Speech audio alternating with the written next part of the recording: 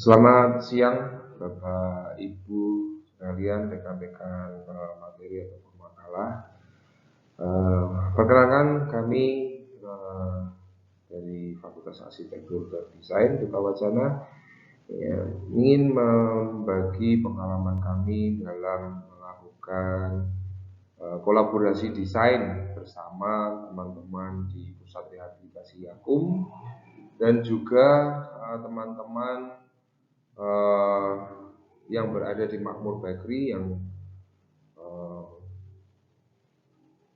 secara kebetulan mereka adalah penyandang disabilitas pengguna kursi roda. Penerapan kolaborasi desain pada pelatihan organisasi SISPAN ini sebetulnya adalah program lanjutan dari program yang sebelumnya. Di tahun 2020 kami mencoba untuk membuat bersama begitu semacam sespan yang kemudian juga bisa difungsikan sebagai etalase atau tempat barang dagangan. Jadi teman-teman dari Makmur Bakery ini penyandang disabilitas pengguna kursi roda ini membutuhkan sespan untuk menjajakan barang dagangannya yang kemudian dibuat oleh teman-teman yang lain. Nah, dalam hal ini sudah dibuat di 2021, kemudian ini dievaluasi dan terdapat beberapa masalah yang kemudian muncul. Nah, latar belakang masalah ini yang kemudian menjadi dasar bagi kami untuk melanjutkan kolaborasi desain pada tahun 2022 ini. Nah, salah satunya adalah bahwa latar belakang masalahnya adalah sispan ini banting atau gelimbang. Jadi kalau dikendarai kendaraannya mau ke kanan, ini pengen ke kiri sendiri. Kemudian ketika harus dibawa ke kanan, ini sispan ini terasa berat, karena ada momen yang keluar, begitu. Terus yang ketiga adalah kesulitan untuk bisa bongkar pasang etalase. Nah, ini memang hal yang terakhir yang kami temukan karena ternyata sepeda motor sespan ini oleh teman-teman pengguna kursi roda tidak hanya digunakan sebagai penjajah untuk jualan makanan, tapi juga digunakan untuk hal yang lain, sehingga ini harus dibongkar. Nah, latar belakang inilah yang kemudian mendasari kami untuk melakukan kolaborasi yang kedua. Namun sebelum berlanjut, saya ingin bercerita sedikit tentang apa dasar kolaborasi desain atau apa yang kemudian disebut sebagai partisipatif desain. Jadi ini sebetulnya berangkat dari pemikiran Aristoteles tentang demokrasi, bahwa kebebasan berpendapat dan pengambilan keputusan itu merupakan hak dari semua orang yang terlibat. Bisa diketahui saat ini seringkali desain itu sangat dimonopoli oleh seorang desainer profesional. Jadi seolah-olah desainer profesional ini kemudian mengatur hidupnya orang lain. Nah, kolaborasi desain ini bergerak sebaliknya, bahwa orang yang terlibat itu harus mempunyai hak atau mempunyai kontribusi untuk menentukan masa depannya atau bagaimana hidupnya nanti. Karena desain sangat syarat dengan bagaimana kehidupan manusia ke depan. Nah, inilah yang kemudian menjadi dasar mengapa kemudian ini disebut partisipatif. Jadi kolaborasi desain tidak hanya bergerak pada wilayah teknis bahwa kita akan bekerja sama, bukan itu, tetapi bagaimana kemudian prinsip demokrasi itu, prinsip bagaimana kemudian orang itu menentukan hidupnya mendatang itu juga kemudian bisa diakomodir dalam wilayah desain. Nah, itu kemudian kita turunkan begitu menjadi beberapa tahap.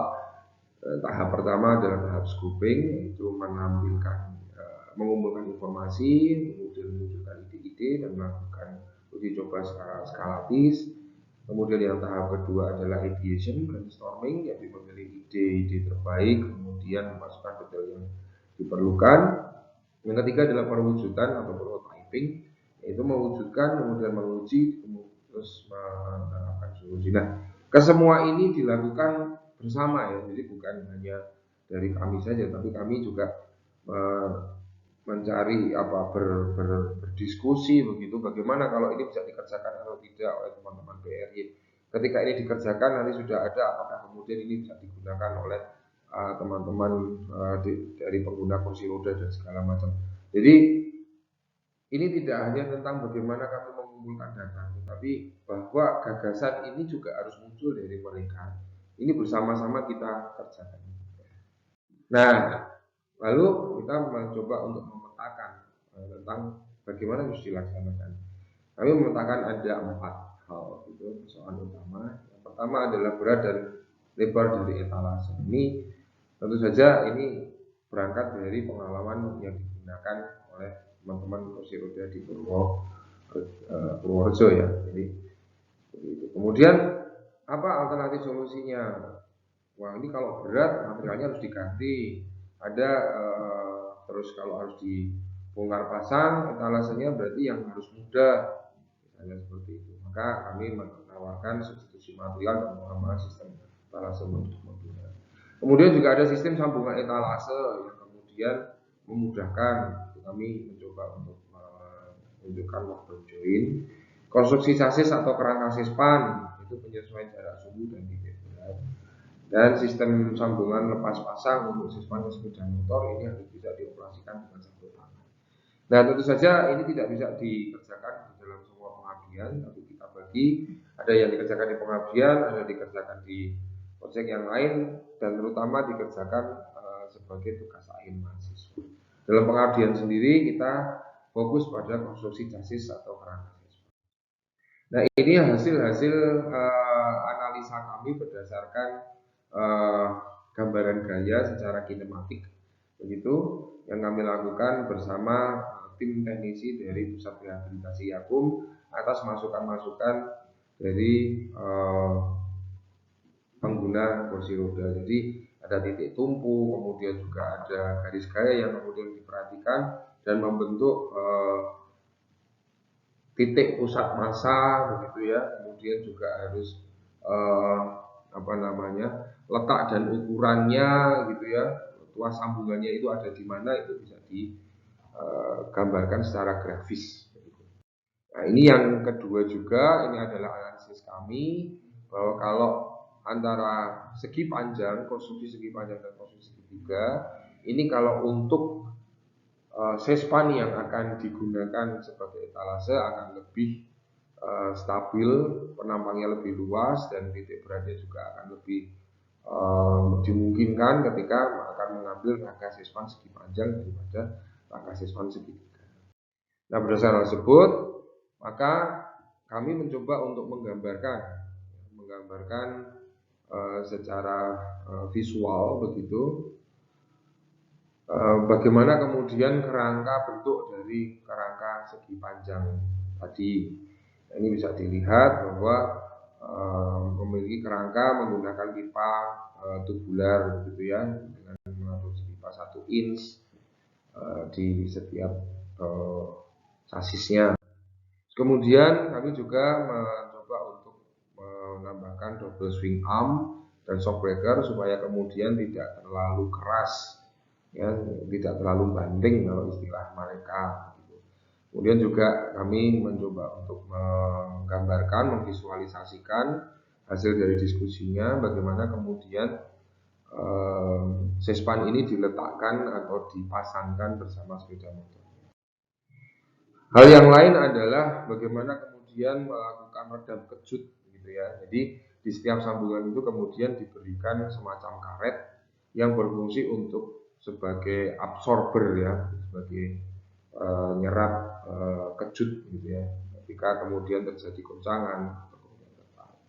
Nah, ini hasil dari kolaborasi, memang pengabdiannya sebatas sampai ke perancangan dulu, ya, dikarenakan waktu juga dikarenakan kesibukan, juga dikarenakan budget yang ada hanya bisa sampai di sini. Nah, untuk perwujudannya itu nanti akan diselesaikan di pengabdian berikut. Sekian dan terima kasih. Semoga